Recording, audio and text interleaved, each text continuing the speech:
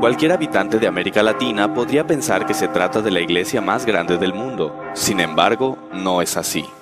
Hablando en términos de población mundial, el cristianismo es la fe más grande, con un 32% de la población mundial. Sin embargo, el cristianismo está dividido en muchas iglesias, de las cuales la católica es solo una de ellas, aunque ciertamente la más grande, conteniendo al 55% de la población cristiana mundial. En cambio, la fe musulmana contiene al 20% de toda la población del planeta. Esto significa un número aproximado de 1.200 millones de musulmanes, contra apenas un poco más de 1.000 millones de católicos en todo el mundo.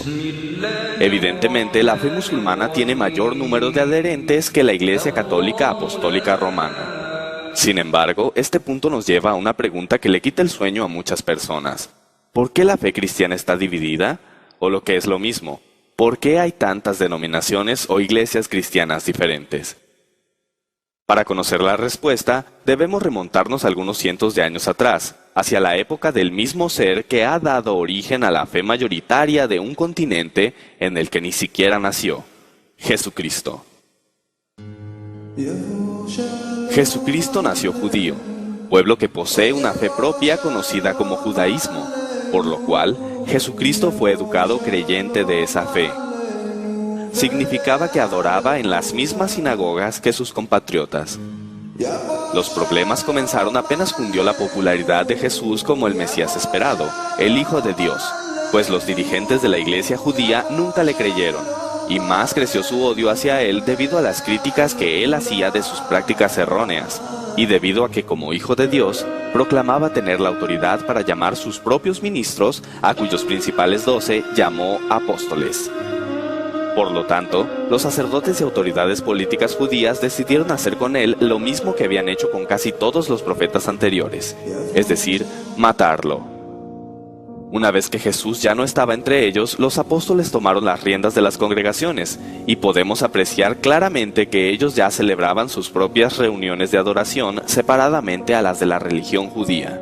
La razón era muy sencilla: los seguidores de Cristo lo aceptaban como el Hijo de Dios y el Salvador, cosa que los judíos no han aceptado hasta el día de hoy.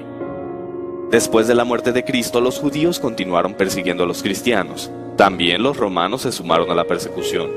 Una vez que los apóstoles y muchos de los creyentes en Cristo fueron muertos, la iglesia cristiana antigua tuvo que ingeniárselas para continuar funcionando, pero esto conllevó muchos problemas, pues comenzaron serias discusiones referentes a diversos puntos de doctrina, ya que no había voces que los miembros de la congregación reconocieran como autorizadas para dar una respuesta satisfactoria. Para tener un ejemplo de cómo la doctrina cristiana original fue sufriendo modificaciones con el paso del tiempo, basta con repasar la lista oficial de papas y los hechos más trascendentales que hicieron durante sus administraciones, tales como ordenar a las mujeres para entrar a la iglesia con la cabeza cubierta en el año 67 al 76, la institución del agua bendita entre el año 105 al 115, etc. Así pues, durante el primer siglo después de Cristo y la mayor parte del segundo, las congregaciones de cada ciudad donde las hubiera continuaron con un líder a la cabeza denominado obispo, que resulta un sinónimo de pastor, título tomado de la tradición judía. Sin embargo, por aquella época, cada iglesia cristiana o congregación era independiente la una de la otra y no estaban confederadas o unidas en ningún tipo de asociación, excepto por su fe. En otras palabras, y hablando en términos puramente históricos, la Iglesia Católica Apostólica Romana, que proclama haber sido fundada por el mismo Jesús, no existía aún durante el segundo siglo de nuestra era, ni existiría hasta muchos años más tarde. Como es bien sabido, la máxima autoridad católica es el Papa, y los católicos afirman que el primer Papa fue el apóstol Pedro. Empero, en ninguna parte de la Biblia se menciona que Pedro haya sido nombrado Papa por Jesús, y esto es porque la palabra Papa no fue aplicada al máximo dirigente católico sino hasta el siglo XI, cuando Urbino II, obispo de Roma, propuso que se usara ese término para denominarlos, pues hasta ese año, 1093, se les llamaba Pontífice Romano u Obispo de Roma, o sea, que en realidad el primer papa no fue Pedro, sino más bien Urbano II. La razón es obvia. Pero, ¿por qué la máxima autoridad católica estaría en Roma? ¿No resultaría más lógico que estuviera en Jerusalén? Además, ¿no eran los romanos perseguidores de los cristianos? La respuesta a esta subsecuente interrogante nos lleva al nombre mismo de la iglesia en cuestión: Iglesia Católica Apostólica Romana. Durante el siglo III aproximadamente, los obispos de Roma decidieron que al estar en la sede del gobierno político más poderoso del mundo de aquel entonces, debían tener también la mayor jerarquía sobre los demás obispos, y por ende, sobre las demás congregaciones cristianas. Durante los años sucesivos, los demás obispos de Roma reclamaron la misma supremacía sobre las demás iglesias. Es ahí donde comienza la historia del líder eclesiástico de una iglesia local como líder de un movimiento religioso de clase mundial. Para justificar su reclamo de hegemonía, argumentaron que Pedro, sucesor de Cristo en el liderato de su fe, había sido el primer obispo de Roma. Sin embargo, como ya hemos mencionado antes, el obispo era la persona a quien se ponía al frente de una congregación para que se hiciera cargo de ella. La Enciclopedia Católica, al justificar la sucesión de San Pedro a través de los papas, cita correspondencia entre autoridades cristianas, donde solo se hace referencia a la idea de que los obispos de Roma heredaron de Pedro la autoridad para legislar sobre el resto de las congregaciones. Curiosamente, estas referencias abundan a partir del siglo III en adelante, mientras que hacia atrás suman apenas 2 o 3. Incluso, hace mención de una idea contraria a la que ellos sostenían. El episcopado petrino era, según los opositores, una novedad que venía de los primeros días del siglo III y que había suplantado una tradición más antigua, según la cual Pedro y Pablo habían sido los cofundadores y Lino el primer obispo. La verdad es que Pedro no dejó ningún documento donde haga constar que los obispos de Roma son sus sucesores o cabeza de la iglesia como conjunto. Pedro no pudo haberse hecho cargo de esa congregación, debido a que sus constantes viajes le habrían impedido cumplir debidamente con las obligaciones que eso conlleva. De hecho, la aseveración católica de que Pedro vivió en los últimos años de su vida en Roma es virtualmente imposible de comprobar históricamente. Inclusive, la misma Enciclopedia Católica lo afirma de la siguiente manera. En cuanto a la duración de su actividad apostólica en la capital romana, la continuidad o no de su residencia allí, los detalles y éxito de sus trabajos y la cronología de su arribo y de su muerte, todas estas cuestiones son inciertas y pueden resolverse solamente mediante hipótesis más o menos bien fundadas. Pero, sobre todo, hay que recordar que Pedro tenía una jerarquía mayor que la de un simple pastor u obispo. Él era un apóstol, título que recibió de manos de Jesús.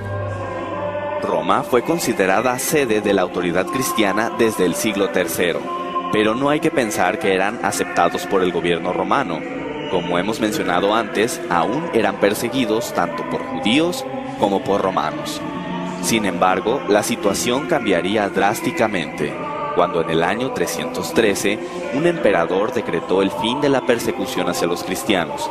Se trataba de Constantino el Grande, quien dio el primer paso firme en la organización de una confederación de las congregaciones cristianas bajo un mismo nombre. A más de 300 años después de Cristo, la Iglesia Católica no existía aún. Después de la partida de los apóstoles, la sencillez del evangelio fue corrompida o se fue apartando de él. Un ejemplo de todo esto es lo concerniente al bautismo, requisito indispensable para ser declarado miembro de una congregación cristiana. La palabra española bautismo significa sumergir, zambullir, hundir en el agua. La inmersión era la forma primitiva generalizada, de ello dan testimonio arqueológico las grandes fuentes bautismales del arte paleocristiano en numerosos templos cristianos en Oriente y Occidente. En el segundo siglo, el bautismo fue restringido a los 2 días festivos de la Pascua y del Pentecostés, y se necesitaba un curso de 3 años para poder recibir dicho sacramento. Para el siglo III se reconoció el bautismo infantil y posteriormente se institucionalizaría con el fin de volver al catolicismo a todo el Imperio Romano. El primer escritor cristiano que menciona el bautismo infantil es Tertuliano, y él se opuso. Nosotros no somos lavados para después cesar de pecar, sino porque hemos cesado de pecar. John L. Mosheim, en su libro Ecclesiastical History, escribe: el método antiguo de gobierno eclesiástico parecía subsistir en general todavía, mientras al mismo tiempo variaba el mando primitivo y degeneraba hacia la forma de una monarquía religiosa. Es un hecho históricamente aceptado que había pugnas de poder dentro de los círculos ministeriales del cristianismo. Sin embargo, no todos estaban dispuestos a aceptar tales reformas jerárquicas tan fácilmente. Si todas las comunidades, fraternidades cristianas son iguales, lo son sus obispos, como sucesores de los apóstoles con los mismos derechos entre sí. Por eso, los obispos o jefes de comunidades son colegas o coepiscopos. Las cuestiones que hemos mencionado hasta ahora no eran las únicas controversias que se manejaban. Era evidente que no había orden dentro del cristianismo y mucha confusión. Es ahí donde entra en escena Constantino. Nació en Naissus el 27 de febrero de 272 y a pesar de que los romanos habían perseguido ferozmente a los cristianos durante muchos años, Constantino se convirtió en su defensor, supuestamente tras haber tenido una visión en la que vio una cruz en el cielo y un sueño posterior en el que se le ordenó añadir un nuevo símbolo a su estandarte en 312 después de Cristo. Cabe hacer hincapié en que se hizo simpatizante del cristianismo, mas no se bautizó. Un año después, en 313, Constantino y Licinio, quienes eran los líderes del Imperio Occidental y Oriental respectivamente, firmaron el Edicto de Milán, en el cual se promulgaba la libertad de adoración en el Imperio Romano y daba a Constantino el título de legislador de la Iglesia. Que a los cristianos y a todos los demás se conceda libre facultad de seguir la religión que a bien tengan, sea lícito a cada uno dedicar su alma a aquella religión que estimare convenirle. De esta manera, inusitada y súbita, los cristianos tuvieron una posición diametralmente distinta dentro de la sociedad. Pero fue tan diametralmente distinta su nueva posición que, evidentemente alejados del evangelio de amor al prójimo que predicó Jesús, se convirtieron en verdugos al perseguir, torturar y asesinar a los paganos a partir de los años 314 y 315. Finalmente, en 324, Constantino declaró al cristianismo la iglesia oficial para que ésta sirviera de medio para unificar su imperio. Una vez en este punto, los cismas, contenciones, confusiones y demás problemas doctrinales se potencializaron. Temiendo que estos conflictos volvieran a dividir al imperio, Constantino convocó al llamado Concilio de Nicea, donde se pretendía llegar a un acuerdo sobre temas hasta hoy tan controversiales como la naturaleza de Dios y su relación con el Hijo y el Espíritu Santo.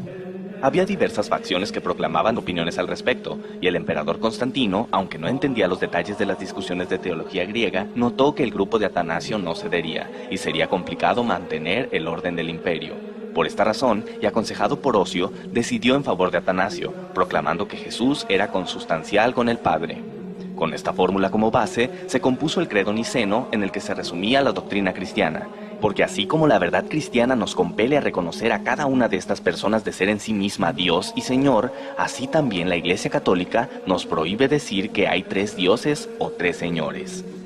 Todos los que no estuvieron de acuerdo fueron excomulgados. De esta manera, queda de manifiesto que la decisión sobre quién era Dios fue tomada por un hombre que no solamente no era sacerdote, sino que ni siquiera pertenecía a la comunidad cristiana porque no había querido ser bautizado. Como Pontífex Máximo, poseía el monopolio de la legislación en asuntos de iglesia. Al organizarse la iglesia en patriarcados y diócesis durante el Concilio de Nicea, se les otorgó el mismo rango a las sedes patriarcales de Roma, Alejandría, Antioquía y Jerusalén, cuyos titulares recibieron el nombre de arzobispos. El Concilio de Nicea había logrado confederar al cristianismo y vemos cómo construyeron un credo con el objetivo de poner fin a las reiteradas y enconadas disputas doctrinales. El término católico ya se empleaba antes del siglo III. De hecho, el primer registro que existe de este se encuentra en la carta del obispo San Ignacio de Antioquía a los esmirionitas en el año 110 después de Cristo. Donde esté el obispo, esté la muchedumbre, así como donde está Jesucristo, está la Iglesia Católica. Los estudiosos discuten si católico en este contexto significa universal o verdadera, auténtica. Durante las persecuciones, desde los primeros siglos, cuando preguntaban a los cristianos a qué iglesia pertenecían, decían a la católica. Bajo este concepto podemos entender que usaban el término iglesia católica no porque la iglesia así se llamara. Usaban el término católico para referirse a que pertenecían a la iglesia verdadera, es decir, la iglesia de Cristo, dando a entender que las demás iglesias eran falsas. Fue hasta el siglo IV cuando la iglesia que Constantino organizó fue nombrada católica. Actualmente se prefiere el significado universal para el término católico. En este punto realmente nace lo que ahora conocemos como Iglesia Católica y podemos entender entonces por qué la nacionalidad romana va junto a su nombre. Cuando Constantino cambia la capital del imperio a Bizancio, el obispo de esa ciudad quiso tener la misma preponderancia que su colega romano. Esto es una prueba de que la hegemonía del obispo romano sobre el resto de la iglesia se debe a su ubicación en la capital romana y que la supuesta sucesión de San Pedro es solo un pretexto. En el Cuarto Concilio Ecuménico celebrado en Calcedonia en el año 451, se reconoció a Constantinopla el mismo primado que a Roma. En este concilio ecuménico, el obispo de Constantinopla pasó a recibir el título de Patriarca Ecuménico. El obispo de Roma, León I, se opone a estas medidas y además decide resaltar su primacía adoptando el título de Pontifex Máximo que el entonces emperador romano, Flavio Graciano, había dejado de usar. Este deseo de primacía absoluta por parte de Roma conducirá, entre otros motivos, a que en 1054 se produzca el cisma de Oriente y Occidente, es decir, la división del cristianismo entre la Iglesia Católica Apostólica Romana y la Iglesia Católica Ortodoxa, que cuenta con 300 millones de miembros en todo el mundo. Pero Constantino no se enteraría de estos pleitos, pues moriría el 22 de mayo del año 337. Antes de morir, decidió que era el momento de bautizarse, y lo hizo en su lecho de muerte. Curiosamente, su bautismo fue oficiado por uno de los obispos que estuvo en contra del credo de Nicea, Eusebio de Nicomedia.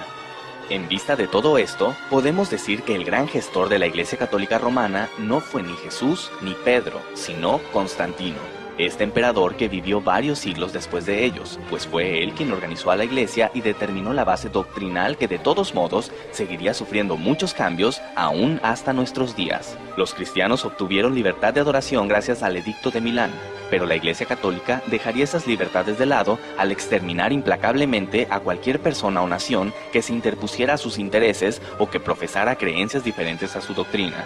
Y finalmente llega el momento de responder a la primera pregunta que planteamos. ¿Por qué el cristianismo está dividido?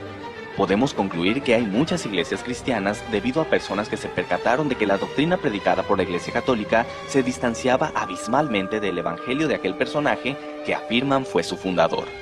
Tal vez el tiempo ha empañado la historia temprana de la Iglesia Católica, pero finalmente la historia siempre nos dará una idea de nuestras raíces, y nuestras raíces siempre serán una indicación de quiénes somos en realidad.